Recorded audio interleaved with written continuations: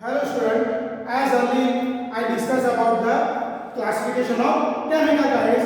In that we study the molecularity and order of reaction. In order of reaction there is a three part: first order reaction, second order reaction and third order reaction. Now we start the first order reaction. In first order reaction you have to study rate constant K equation, rate constant K equation, then unit of K, third one is the half life period equation, and fourth one is the value of K from the graph. તમારે first ઓર્ડરમાં ચાર વસ્તુની study કરવાની છે. First order में हमको चार चीज की स्टडी करनी है. First one is the rate constant K equation, then unit of K, third one is the half life period equation, and fourth one is the value of K from the graph. Now we are studying the rate constant K equation. अभी rate constant K equation के लिए हमें equation लेना है जिसमें reactant क्या है A. Reactant है हमारा A और उस रिएक्टेंट किसमें कन्वर्ट होता है प्रोडक्ट में. अब फर्स्ट ऑर्डर की डेफिनेशन क्या थी? Change the concentration of one molecule, that reaction is known as first order reaction. जब एक मॉलिक्यूल की कंसंट्रेशन में चेंजेस होता है तो उसे हम क्या कहते हैं? First order reaction. यहां पर देखिए हमने मॉलिक्यूल लिया है A, उसकी कंसंट्रेशन में चेंज होकर क्या बनता है? हमारी प्रोडक्ट. तो हो गया हमारी definition, change the concentration of one molecule. अब when time is equal to 0 means अभी रिएक्शन स्टार्ट हुआ नहीं है, तब हमारे जो रिएक्टेंट उसकी कंसंट्रेशन क्या है? Small a gram per litre. अब उस समय क्या होगा? रिएक्शन स्टार्ट हुआ नहीं है तो प्रोडक्ट की कंसंट्रेशन क्या होगी? 0, क्योंकि रिएक्शन हमारा स्टार्ट हुआ नहीं है. सो 0 ग्राम पर लीटर, ग्राम पर लीटर. अब हम क्या कर रहे हैं? हमारे रिएक्शन को स्टार्ट कर रहे हैं. Time is equal to t, मतलब हमने रिएक्शन को स्टार्ट कर दिया. तब क्या होगा? जो प्रोडक्ट है उसकी कंसंट्रेशन क्या होगी? इंक्रीज होगी और रिएक्टेंट की कंसंट्रेशन डिक्रीज होगी. कितनी? जितनी प्रोडक्ट की कंसंट्रेशन बढ़ेगी उतनी रिएक्टेंट की कंसंट्रेशन डिक्रीज होगी. तो प्रोडक्ट की कंसंट्रेशन ने क्या ली है? x. अब प्रोडक्ट की कंसंट्रेशन ने x ली है, x ग्राम पर लीटर. तो अब क्या होगा? उतनी कंसंट्रेशन रिएक्टेंट की घटेगी. तो यहां क्या आएगा? a - x gram per litre. ये रहा हमारा इक्वेशन. इस पर से हमको हमारे K का इक्वेशन फाइंड आउट करना है.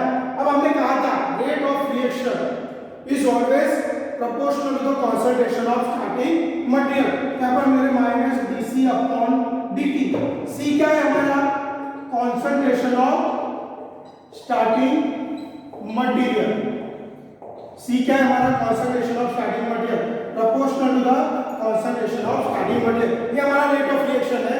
वो किसको प्रोपोर्शनल है? Concentration of starting material. अब यहां पर हमने माइनस कर दिया. यहां पर क्या है? dt मींस आपका रिएक्शन स्टार्ट हो गया. जैसे जैसे रिएक्शन स्टार्ट होगा क्या होगा? रिएक्टिव कंसंट्रेशन घटेगी और प्रोडक्ट की बढ़ेगी, इसलिए हमने यहां पर माइनस किया. अब dt है मींस रिएक्शन स्टार्ट हो गया. तो c की हम कौन सी वैल्यू पुट करेंगे? After time is equal to t. वो क्या है? a - x. So -d * a - x upon dt proportional to a - x. किसी की जगह हमने क्या रख दिया है? a - x. इस c की जगह हमने क्या रख दिया है? a - x.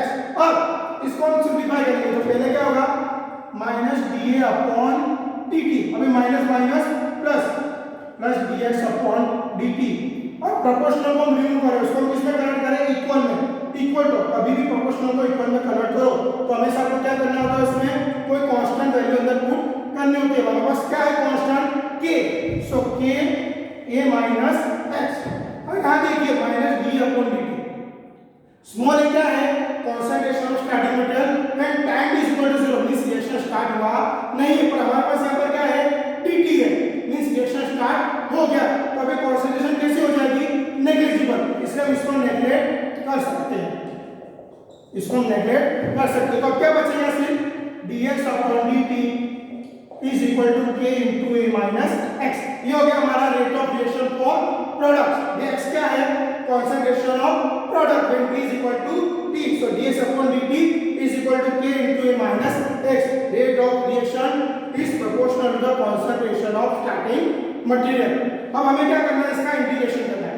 अब इंटीग्रेशन के लिए हम क्या करेंगे, कंसंट्रेशन वाली टर्म को एक तरफ और टाइम वाली टर्म को एक तरफ। तो यहाँ पर क्या होगा, dx upon a minus x। क्या किया, a माइनस x को इधर लिया है और dt को कहाँ लगाए, उस साइड। तो यहाँ होगा k dt, dx upon a minus x इधर आ गया, dt वहां चला गया, k dt।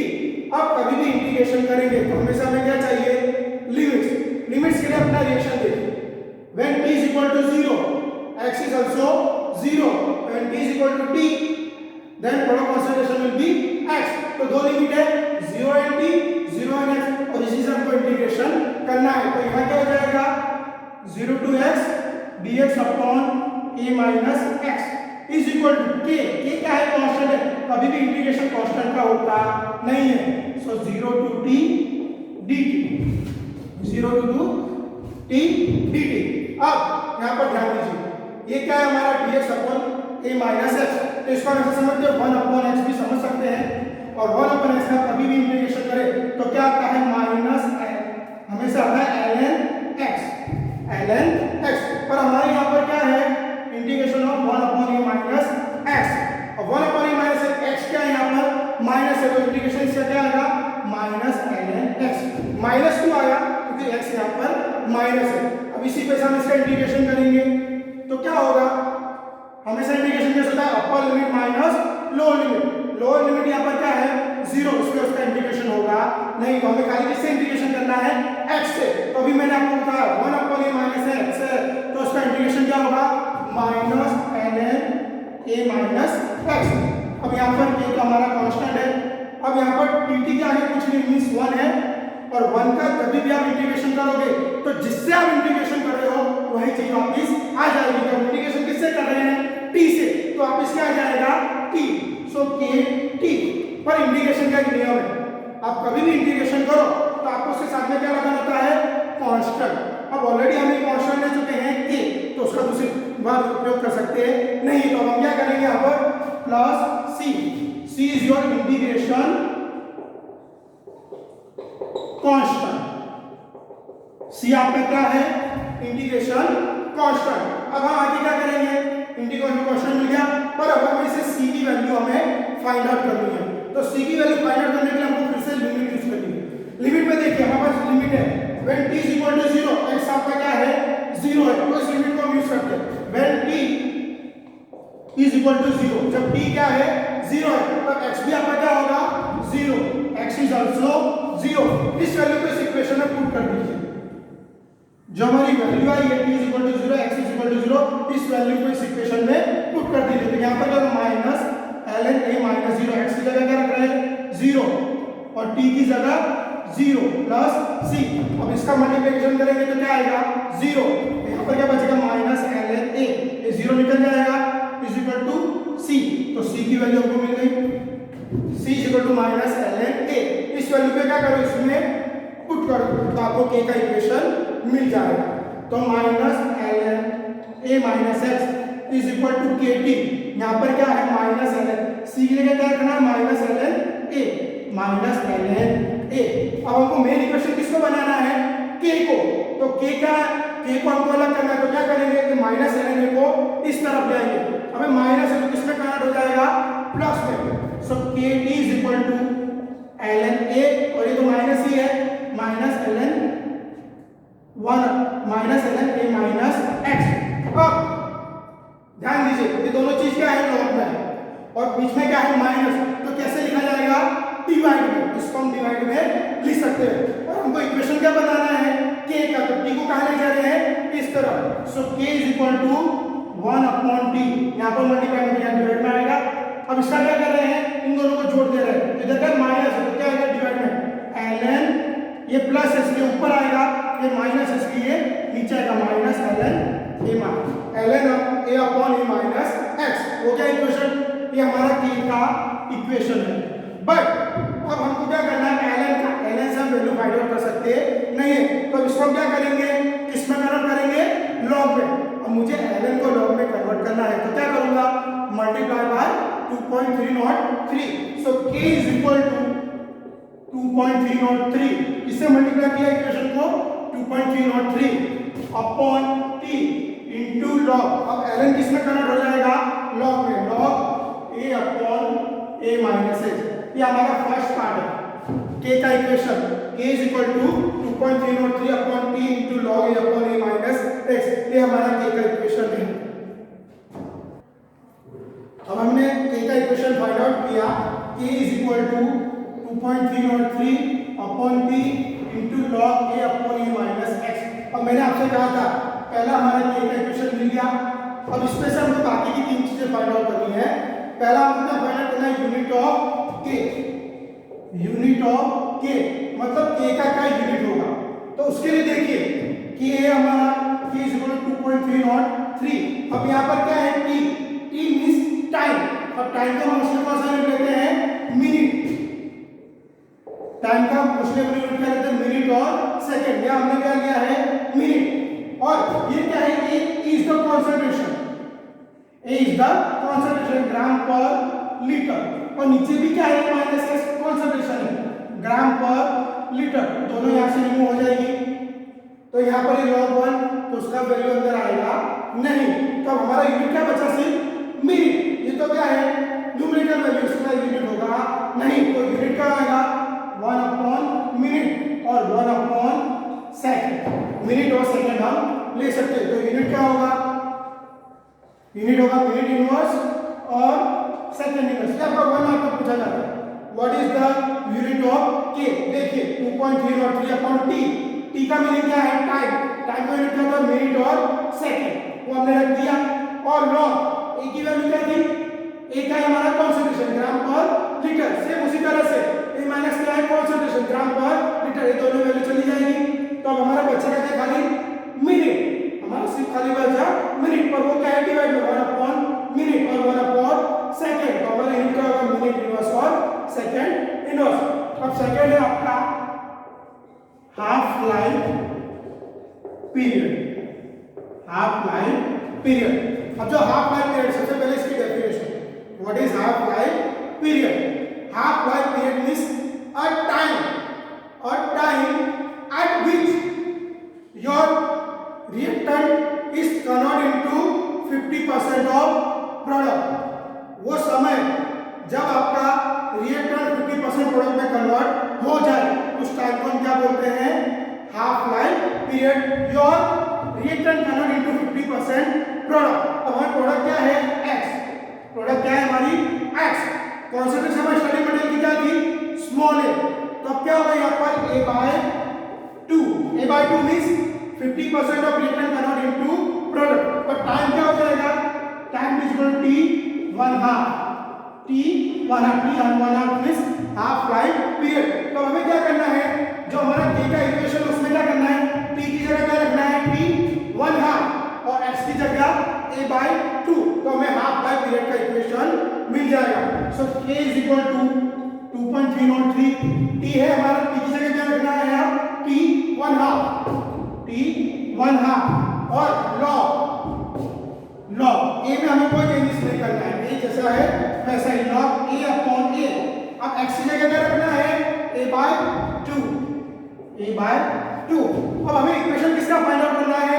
t1/2 that is half life period. तो क्या करेंगे? t1/2 को इस तरफ ले जाएंगे तो k कहां जाएगा? यहाँ नीचे आ जाएगा। So t1/2 is equal to 2.303 upon k into log a। अब इसको हम सिंपलीफाई करेंगे तो क्या होगा? यहाँ पर multiply by 2a minus a/2। अब 2a माइनस a करेंगे तो क्या बचेगा? a/2। इसका क्या बचेगा? a/2। So t1/2 is equal to 2.303 upon k into log a upon a/2। अब a से ये चला जाएगा। अब 2 जो नीचे होगा चला जाएगा, ऊपर चला जाएगा। So t1/2 is equal to 2.303 upon k into log 2। और log 2 की वैल्यू क्या होती है? 0.3010। So t1/2 is equal to 2.303 into 0.3010 upon k। और इसका मल्टीप्लिकेशन क्या होगा? 0.693 अपॉन k। अब कुछ याद आ रहा है 12 का? t1/2 is equal to 0.693 upon k। ये हमारा हाफ लाइफ का इक्वेशन हो गया। पर इसमें सब ध्यान दीजिए, अब मुझे इसकी डेफिनेशन देनी है, यानी ये किस पर डिपेंड है। तो इस पर से हमें पता चला कि जो T1 हाफ लाइफ पीरियड का इक्वेशन है वो आपका कॉन्सेंट्रेशन पर डिपेंड रहता नहीं है। पहले हमने क्या कहा था, रेट ऑफ रिएक्शन किस पर डिपेंड है, कॉन्सेंट्रेशन ऑफ स्टार्टिंग मटेरियल। पर जो T1 का इक्वेशन हो गया है 0.693 अपॉन के, इसका मतलब क्या है, जो आपका हाफ लाइफ पीरियड है वो आपका किसी तरह का कॉन्सेंट्रेशन पर डिपेंड रहता नहीं है। सी आपके पास K की वैल्यू है तो आपको T1 का इक्वेशन मिल जाएगा। तो आपका सेकंड है हाफ लाइफ पीरियड। अब थर्ड आपका आ रहा है value of K from the graph. अब हमारा लास्ट टॉपिक बचता है value of K from the graph. Value of K from the graph, हमें क्या करना है, एक ग्राफ बनाना है, उस पर से हमें K की वैल्यू फाइंड आउट करनी है। अब कोई भी हम ग्राफ बनाते हैं तो ग्राफ के लिए मोस्टली हमारे पास क्या होता है, दो एक्सिस होते हैं, x एंड y। ऐसे तो हम ग्राफ बनाने के लिए पहले इक्वेशन को किस में कन्वर्ट करते हैं, y = mx + c, पर हमें वो कन्वर्ट करने की जरूरत है। अब देखिए हमारे पास दो एक्सिस है x एंड y, तो हमारे पास यहाँ पर देखिए दो ही यूनिट है, एक है हमारे पास टाइम और दूसरा क्या है, कॉन्सेंट्रेशन। अब देखिए x पे आपको क्या रखना है, यहाँ पर क्या है t, आपका नीचे है 1/t, तो x की जगह पे रख दीजिए अपना टाइम t, तो एक टर्म हो गई आपकी। अब सेकंड टर्म आपकी क्या है, log a/a - x, तो दूसरी वैल्यू क्या लिख दीजिए, log a/a - x। तो देखिए आपके एक इक्वेशन में कौन सी चीजें यूज हो गई है, तो टाइम यूज हो गया, x एक्सिस के ऊपर क्या आएगा, टाइम, और y एक्सिस के ऊपर log a/a - x। सो हम लोग किस तरह से लिखेंगे, when we are plotting a graph of log a/a - x versus t, हम क्या करें, graph of log a/a - x versus t। जब हम log a/a - x versus t का ग्राफ बनेंगे तब हमें क्या मिलेगी, ये स्ट्रेट लाइन। तब हमें ग्राफ में क्या मिलेगा, स्ट्रेट लाइन। और कभी भी स्ट्रेट लाइन होता है तो उस ग्राफ में हम क्या फाइंड आउट करते हैं, स्लोप। उस ग्राफ में हम फाइंड आउट करते हैं स्लोप, a b c। और स्लोप का इक्वेशन क्या है, स्लोप = ab/bc। तो इस पर से हमें स्लोप की वैल्यू मिल जाएगी।